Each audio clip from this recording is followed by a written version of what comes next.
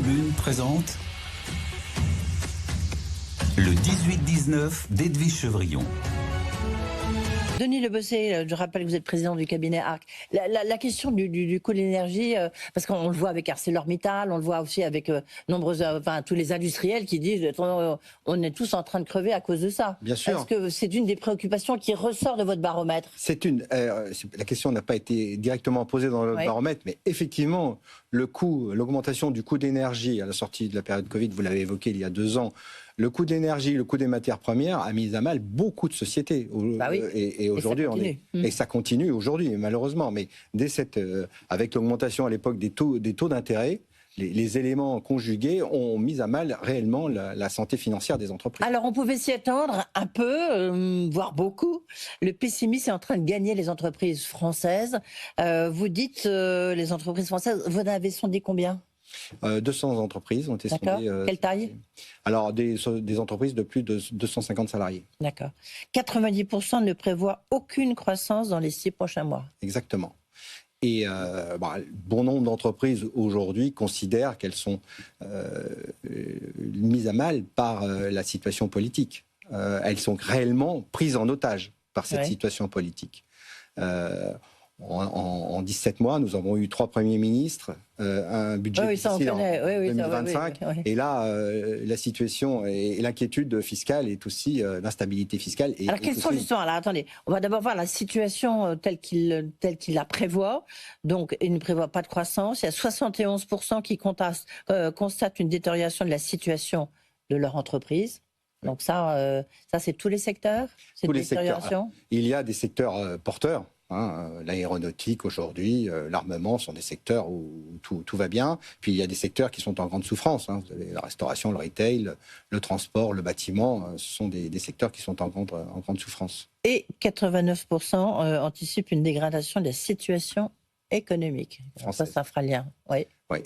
Et c'est ce qui ressort de notre baromètre, cabinet ARC IFOP. 89% des entreprises ne prévoient pas d'amélioration de la situation économique. On est aujourd'hui à quasiment 70, on sera à 70 000 dépôts de bilan à la fin de l'année, quasiment 70 000 dépôts de bilan, avec des entreprises qui sont pour certaines d'entre elles, les plus fragiles, sont en grande souffrance. Elles constatent un désengagement des banques, il reste 20 milliards de PGE à rembourser. On a un désengagement aussi des assureurs crédits pour les entreprises qui sont le plus en fragilité. Donc la situation et vous avez bien sûr celles qui sont mais c'est étonnant parce que quand on regarde la croissance, quand même, la croissance française, c'est pas mirifique, je suis d'accord avec vous. Mais c'est pas, on est quand même en croissance. On a quand même une des plus grandes croissances, ou grosse croissance, enfin c'est grande, c'est pas forcément, en tous les cas, une meilleure croissance que les Allemands ou que d'autres. Donc on a le sentiment qu'il y a une résilience de l'économie française. Il y a plus de dettes aussi. Est-ce qu'il n'y a pas un lien entre la dette et la croissance ? Mais je sais pas. Oui. C'est vous qui avez fait votre sondage. Non, on n'a pas posé la question sur ce sujet, la relation entre la dette et la croissance. Mais en tout cas, ce que l'on constate, nous, au quotidien, ce qui est constaté dans le baromètre, c'est un ralentissement des investissements. On est plutôt maintenant sur des investissements de nécessité. D'accord. Et on a un ralentissement aussi de l'embauche dans les entreprises. Vous avez chiffré un peu ça quand même. Il y en a combien d'entreprises qui disent qu'ils vont plus embauchés, enfin, en tous les cas. Moins embauchés. C'est un peu plus de 50%. 1 sur 2, quoi. Et on a un ralentissement aussi des investissements. Ça, c'est pas quantifié, mais on le voit, on le perçoit au travers de notre activité. Notre activité, on est en contact avec des grandes entreprises, des sociétés du CAC 40, des PME, des ETI, et on voit que le ralentissement se limite plutôt à un investissement de nécessité. Est-ce qu'ils mettent sur pause ? Ou ils font plus que mettre sur pause ? Partiellement. L'investissement de nécessité est maintenu, mais l'investissement développement est ralenti. Après, vous avez un problème de financement aussi par les établissements bancaires de la trésorerie des entreprises. Beaucoup de sociétés allongent les délais de paiement, 75% allongent les délais de paiement pour pallier au désengagement des financements. Mathieu Pechberti ? Non, mais ce qu'on voit, c'est qu'il y a aussi un effet de latence qui vient depuis les années 2021, 2022 et surtout 2023 avec l'inflation et l'hyperinflation dans certains secteurs. Et comme vous le disiez, il y a certains secteurs qui souffrent beaucoup. Alors on parle souvent de la restauration, par exemple, mais pas seulement. On voit qu'il y a énormément de difficultés dans le monde de la grande consommation, type alimentation ou évidemment textile. Et cet effet de latence où on voit qu'il y a énormément d'entreprises qui ont mangé, entre guillemets, leur marge pendant les années de forte inflation 2022 et surtout 2023. Et on voit les résultats aujourd'hui. Vous voyez, ça, quand il y a une forte inflation, ça ne tombe pas tout de suite. Ouais. Les entreprises, évidemment, ont des marges, elles mangent dessus. Les banques sont encore derrière. Ce que vous disiez sur les banques est très important parce qu'on a eu depuis, après la crise inflationniste, est intervenue une remontée des taux. Et donc là, encore une fois, on arrive à un moment où les entreprises qui sont en difficulté se retrouvent avec des établissements bancaires qui sont de plus en plus sévères, avec des taux qui restent élevés. En 2023, rappelez-vous, le gouvernement disait mais ça va pas durer longtemps, dans 12 mois on va revenir à des taux bas. Et ben on reste à des taux élevés, que ce soit pour les particuliers ou les entreprises. Et donc il y a cette espèce d'effet ciseau où il n'y a plus de marge, des financements élevés. Ouais. Et puis alors les PGE, j'en parle même pas, ça c'est l'effet de latence depuis 5 ans. Baromètre, lorsqu'on regarde un peu en perspective, on voit qu'il y a 56% qui dit qu'il faudrait 3 à 5 ans pour effacer les effets de la crise. Alors j'ai envie de dire d'abord quelle crise, parce que comme le disait Mathieu, on sort de pas mal de crises. Oui. Donc est-ce que c'est la crise du Covid, est-ce que c'est la crise liée à l'énergie et à l'Ukraine, ou est-ce que c'est la crise politique qu'on a là? C'est quoi dans votre... La crise politique, d'une part, et effectivement l'instabilité fiscale. Il est temps qu'on revienne à une stabilité. Alors 3 à 5 ans, c'est se rétablir, déjà terminer... Donc les autres crises sont terminées?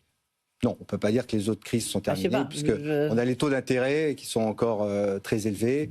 On a l'énergie, vous venez de l'évoquer, qui est aussi élevée. Mais est-ce que dans 3 à 5 ans, on aura réussi à maîtriser? Je ne sais pas.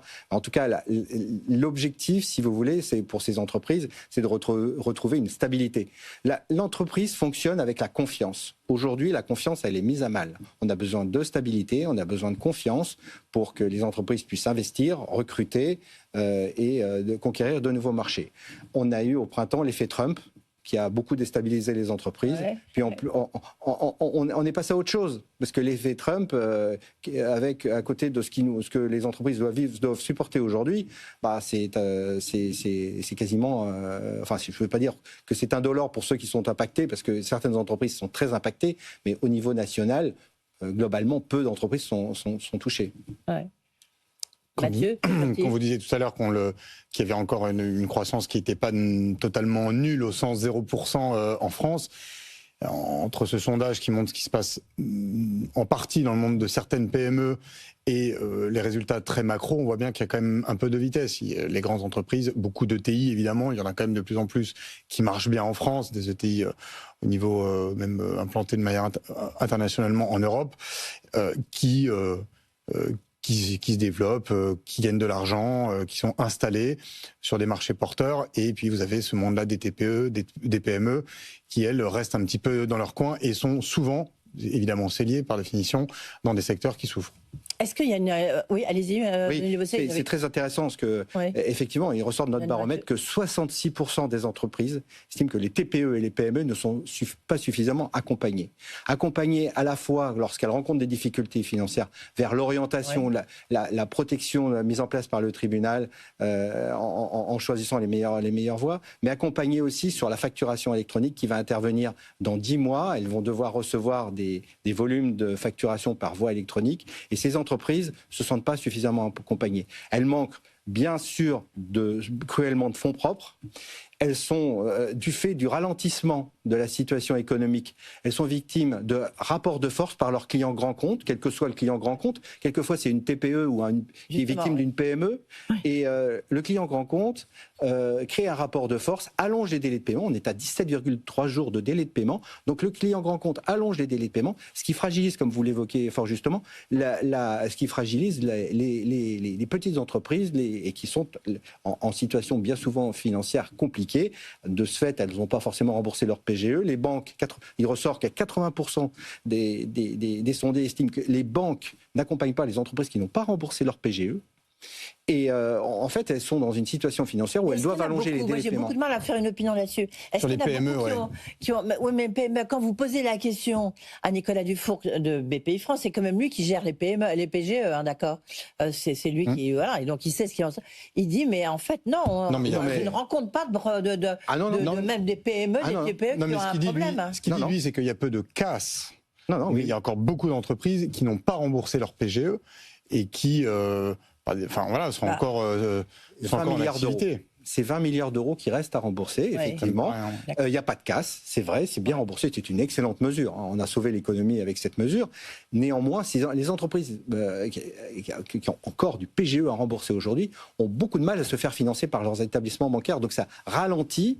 C'est incroyable qu'on n'arrive pas à s'en sortir de ça. Parce que moi, j'ai l'impression, depuis que je suis journaliste, ça fait quand même quelques années, on parle toujours, n'est-ce pas, Mathieu non, mais je veux dire, les délais de paiement, on sait que c'est le fléau des entreprises, des PME françaises, enfin plutôt des grandes entreprises, hein, et on n'arrive pas à s'en sortir. On a fait tellement de commissions, de Théodule, de tout ce que vous voulez.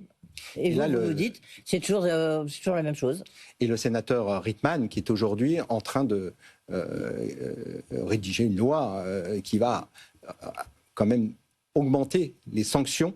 Oui, mais il y a un émanchim, on le sait bien. Mais voilà, et augmenter les sanctions en passant l'amende fiscale à 1%.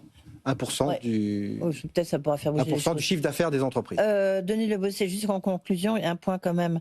Est-ce que les entreprises qui sont présentes à l'international, est-ce qu'elles ont une vision peut-être un peu plus optimiste ou pas du baromètre dont vous venez nous dresser le tableau, qui est quand même assez gris foncé?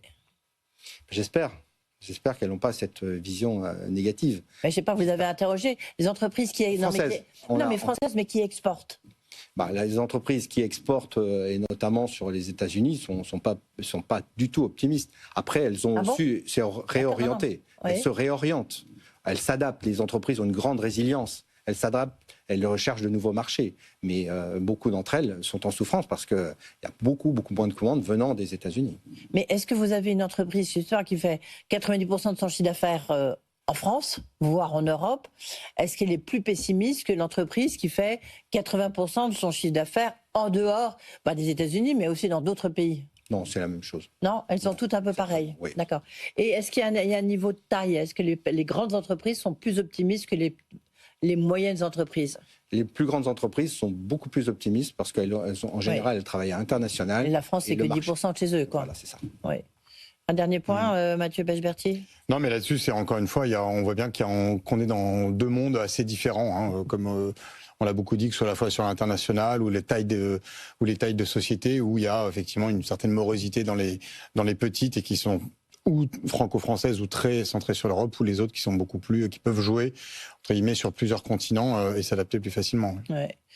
Merci beaucoup Denis Lebossé, donc le président du cabinet ARC. Merci beaucoup Mathieu Pechberti. J'en profite